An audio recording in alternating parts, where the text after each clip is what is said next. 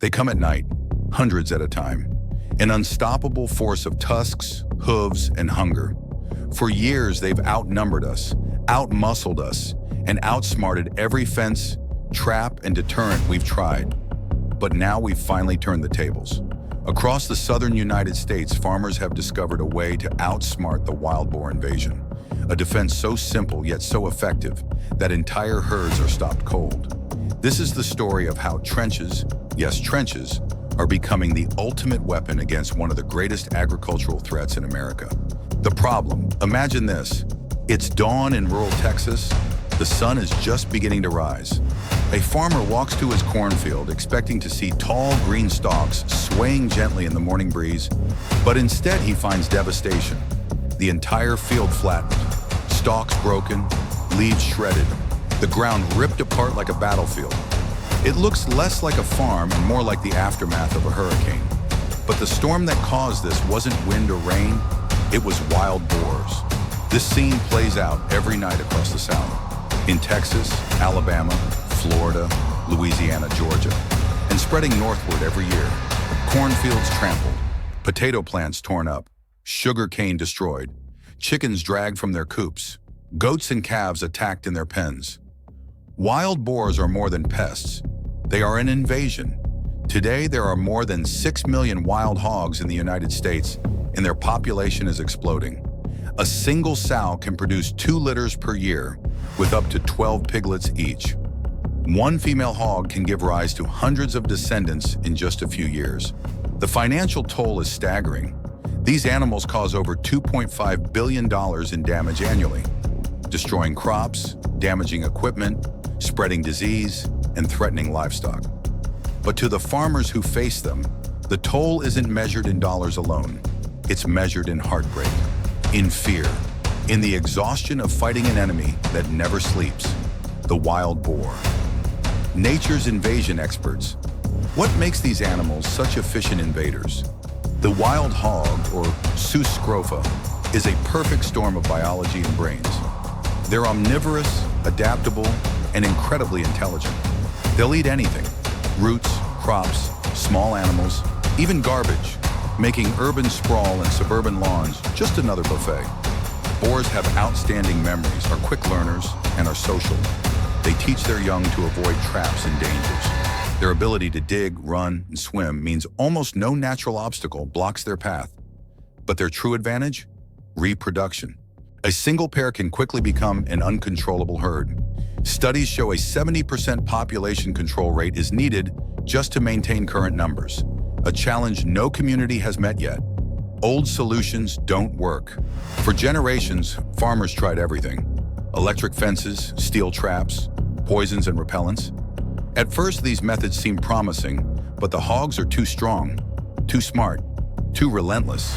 They ram through fences with their muscular bodies. They learned to avoid traps, passing the knowledge down to their young. Poisons carried risks, not only killing hogs, but also harming pets, livestock, and wildlife. Farmers began to realize the truth. This was not a battle they could win with the same old tools. One farmer in central Texas recalled installing a brand new fence around his fields, only to watch a herd of hogs crash straight through it. It was like they didn't even notice, he said. Another in Florida described his frustration with traps. The first few weeks I caught some, then nothing. The hogs had figured it out. Meanwhile, my fields kept getting destroyed. The hogs had outsmarted us, until now. The breakthrough. The solution didn't come from high-tech gadgets, advanced chemicals, or new machinery. It came from something ancient, something humans have used in wars and defenses for thousands of years: trenches. Farmers discovered that by digging deep ditches around their fields, they could create a barrier that hogs could not overcome. At first, the idea seemed laughable. Trenches? On a farm? It sounded like something out of medieval warfare. But when the hogs came and failed to cross, nobody was laughing anymore. How trenches outsmart boars. Wild boars are among the toughest animals on the planet. They're aggressive, intelligent, and determined. But even they have weaknesses. They're biggest. They can't handle steep drops. Trenches are typically 3 to 5 feet deep, 3 feet wide, with steep, sheer walls. When hogs encounter them, they try to leap, only to fall short. They try to climb, only to slide back down. Over and over, they test the barrier, and over they fail. Farmers have captured videos of entire herds pacing along trench lines, searching for a weakness. You can hear their grunts of frustration, see their desperate attempts to jump. Some try for hours, but eventually they turn back. For the first time, farmers had outsmarted the invasion. Some farmers even installed motion-activated cameras beside their trenches, recording hilarious and sometimes heartbreaking footage of boars defeated by what amounts to a ditch in the ground. Parents teach their children. The trench isn't just to keep hogs out. It's a reminder that smart, simple solutions still matter in a world flooded with technology. The proof. At first, skeptics dismissed the idea. Trenches? Too costly. Too extreme. Too much work. But then came the proof. Crops that once disappeared overnight remained standing. Chickens were safe. Goats survived the night. Farmers began to sleep again. One Alabama farmer said, "I thought it was crazy, but we dug a trench around our property.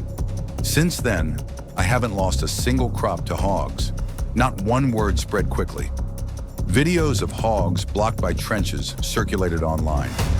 Farmers compared notes, neighbors pooled resources, communities dug together. What started as an experiment quickly became a movement.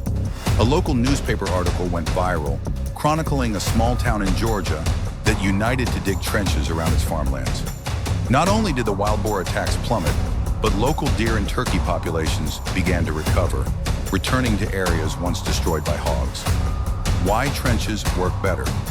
Compared to traditional methods, trenches had clear advantages. Unlike fences, they didn't require electricity. Unlike traps, they didn't need resetting. Unlike poisons, they didn't threaten pets or wildlife. Once built, a trench simply worked. Day and night, season after season. Silent, passive, relentless. And beyond protecting farms, trenches also safeguarded nearby wetlands, forests, and natural habitats. By stopping hogs before they could enter, trenches helped shield fragile ecosystems from devastation. Landowners report not only healthier crops, but a noticeable uptick in biodiversity. Birds that nest on the ground, such as quail, thrushes, and meadowlarks, fare better when hogs are kept at bay. In one Louisiana region, water quality improved. Fewer hogs meant less contamination from wallows and less erosion from rooting. The challenges. Of course, no solution is perfect. Trenches come with challenges. Cost. Digging requires heavy machinery, fuel, skilled operators, and time. For large farms, costs can reach tens of thousands of dollars. Maintenance. Heavy rains can turn trenches into muddy pools. Without drainage, erosion weakens the walls, making them easier to cross. Trenches require reinforcement and regular inspection. Safety. Deep trenches are dangerous if unmarked. Workers, livestock, and vehicles can fall in. Farmers must add markers, fences, and safe crossings. Geography. Trenches work best on flat land. In rocky or mountainous terrain, they're difficult or impossible to build. So while effective, trenches aren't a one-size-fits-all solution. Some communities experimented with hybrid barriers, combining trenches with reinforced fencing, hedgerows, or concrete walls for irregular terrain. A few even tried filling trenches with water, making moats that doubled as small ponds for local wildlife. Though that brought new challenges, from mosquitoes to erosion. Hunting versus trenches. Some argue, why not just hunt them? And hunting does work, to a point. Helicopter hunts in Texas remove thousands of hogs every year. Thermal scopes, drones, and teams of hunters eliminate entire groups in a single night. But hogs reproduce faster than hunters can kill them. A sow can replace her lost herd in a matter of months. And hunting is dangerous. These animals fight back. Hunters have been gored, trampled, and injured. That's why the best defense is both. Hunting reduces the population. Trenches keep survivors out. Together, they form the most effective strategy yet. Wildlife managers emphasize that hunting alone is not enough. Coordinated culling, especially trapping juveniles before they disperse, combined with physical barriers such as trenches, offers the greatest hope for containment. Some states even issue bounty programs, rewarding hunters and trappers, while community groups provide equipment and manpower for trench construction. The human cost. Behind all the statistics are real people. Farmers who work from dawn until dusk, only to find their fields destroyed overnight. Families who depend on their land for survival. Communities where agriculture isn't just a job, it's a way of life.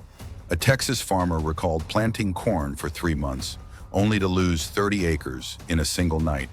It was like waking up to a war zone, he said. An Alabama farmer described finding his goat herd mauled. It wasn't about the money, he explained. It was seeing animals I raised since birth, gone in one night. Children cry when they see livestock killed. Farmers consider quitting.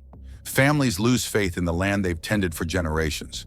For them, trenches aren't just barriers in the dirt, they're hope. Ecological impact. The damage caused by wild hogs goes far beyond farms. They are ecological wrecking balls. They uproot native plants, leaving soil bare and prone to erosion. They destroy wetlands, draining fragile ecosystems and driving out wildlife. They prey on ground-nesting birds, reptiles, amphibians, and small mammals. Even deer suffer. Hogs strip the land of acorns and plants that deer need to survive. And as hogs root through the soil, they spread invasive plant species, altering ecosystems for decades. Perhaps most concerning is water. Hog wallows contaminate rivers, ponds, and lakes with mud and waste, threatening fish, wildlife, and even drinking water. By stopping hogs at the farm border, trenches help shield not only crops, but entire ecosystems. In some regions, environmental scientists estimate wild boars have decimated populations of rare orchids, salamanders, and freshwater mussels, upending fragile balances that took centuries to build. Trenches are now recognized by some conservationists as an important tool for ecological restoration as well as agricultural protection. A historical perspective. Wild hogs aren't native to America. They were brought by Spanish explorers in the 1500s as a source of food. Over centuries, domestic pigs escaped and interbred with imported Eurasian boars. The result? Today's feral hog. Larger, stronger, more aggressive, and more destructive than either ancestor. For centuries, they existed in small pockets, but in the last 50 years, their population exploded. They now occupy at least 35 states, and experts warn they may eventually cover nearly the entire U.S. This isn't just a southern problem anymore, it's a national one. Historians point out that wild pigs have caused chaos elsewhere too. Australia, Italy, Japan, where containment policies, fencing, and large-scale culling never managed a total solution. The American approach must innovate, combining old wisdom, shared effort, and new science. Government and community response. The scale of the problem has forced governments into action. Texas has spent millions on eradication programs. Florida has implemented large-scale trapping projects. Helicopter hunts are organized in multiple states. Communities are pooling resources. In some areas, neighbors band together to build trenches that protect multiple farms at once. Even the USDA is involved, funding research into genetic control, contraception, and new defense methods. But despite all this, the hogs remain. That's why trenches are so important. They don't require constant manpower. They simply work. Some local governments now subsidize trenches, lending equipment or discounting fuel costs to farmers who commit to building barriers. County fairs feature trench digging competitions, with prizes going to the most creative, effective, and sustainable designs.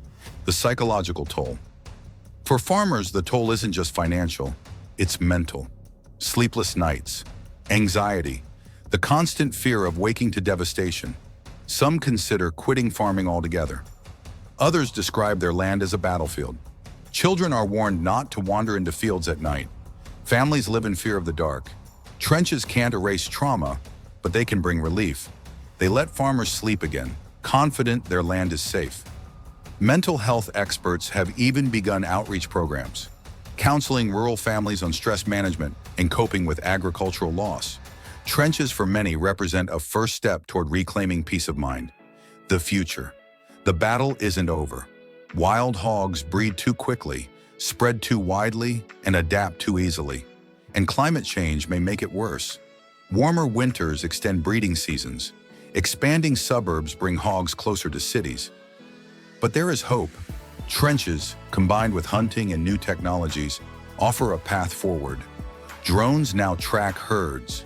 Genetic research explores ways to reduce fertility. Governments are funding larger programs, and across the South, communities continue to dig. Colleges and universities have begun offering short courses in trench construction, herd management, and ecological restoration. A new generation of agricultural students is learning, sometimes from grandparent farmers, how simple solutions can save entire regions. Outsmarting the invasion. Across Texas, Alabama, and Florida, trenches are spreading. Farmers share success stories. Videos go viral online.